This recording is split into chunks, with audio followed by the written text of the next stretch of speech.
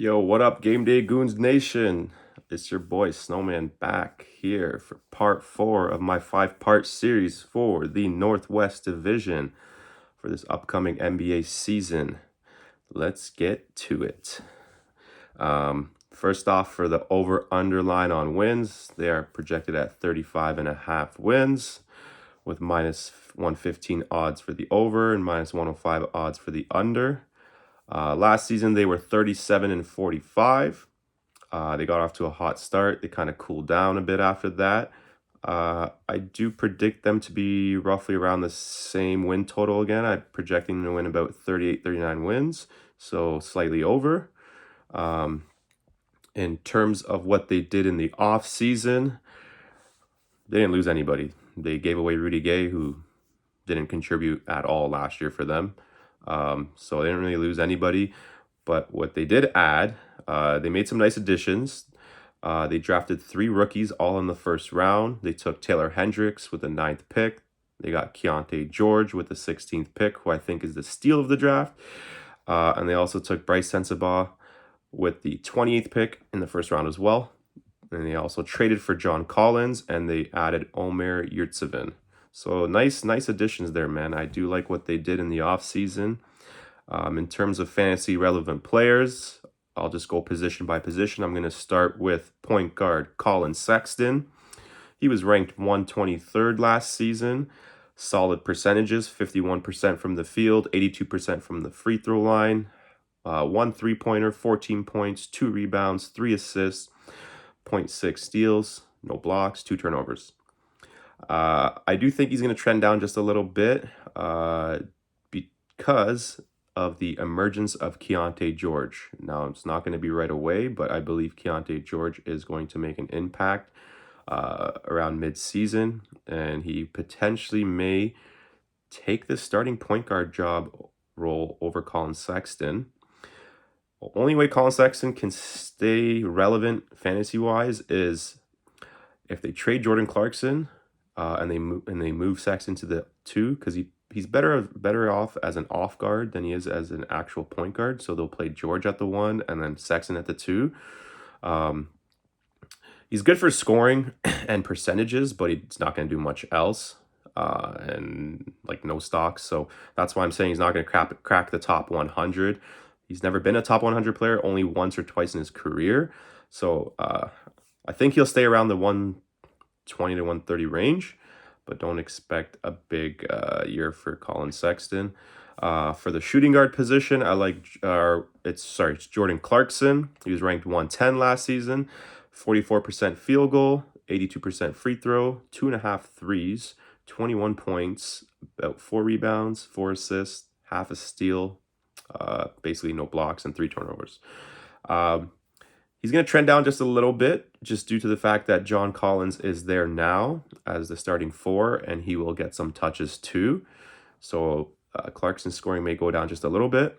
Also, if Keontae George does take over in the starting lineup, they may put George at either the 1 or the 2. If they put him at the 2, that will lose some value there for Jordan Clarkson. But I do have Clarkson as a trade candidate. So depending on where he goes, he may have a better role.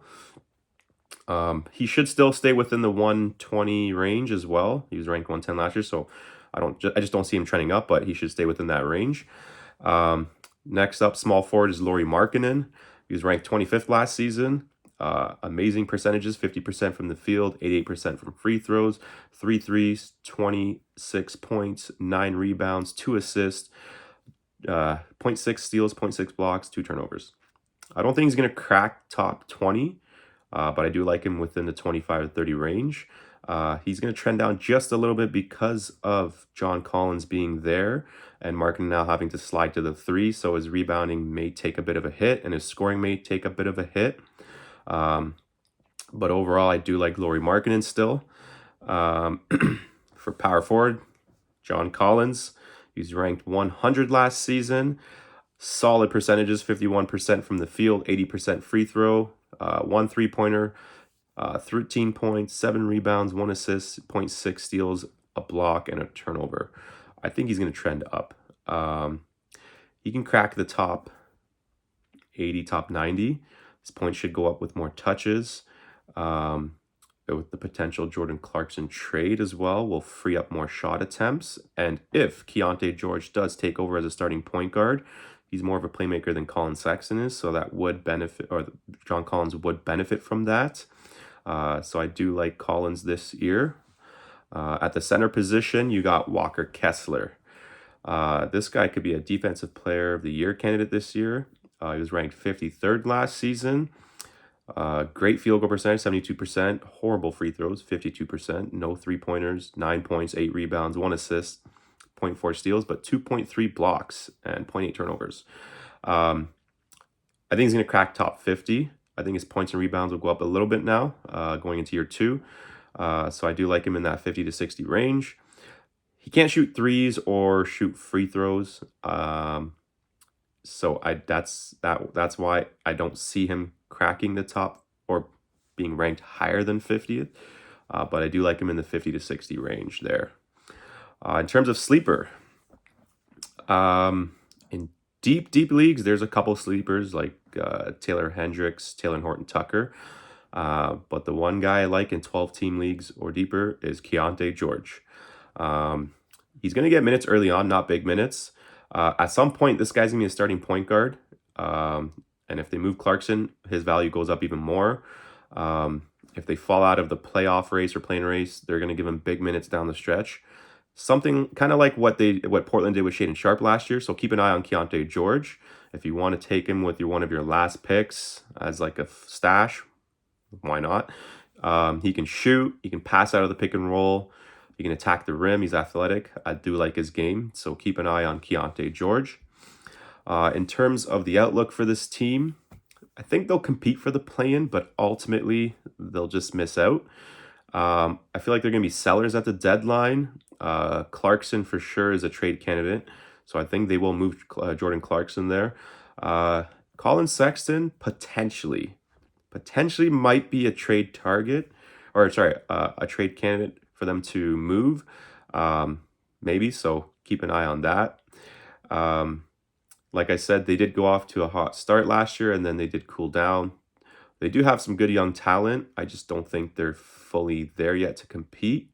But I like where this team is going. They're trending up. So yeah, that does wrap things up for this episode. Take a look at all the other team previews on our YouTube page. Also, like and subscribe, and don't forget to hit the notification bell. And also, follow us on our other platforms at GameDayGoons.tv on Instagram and at Game Day Goons on TikTok. Thank you, Game Day Goons Nation. We are out. Peace.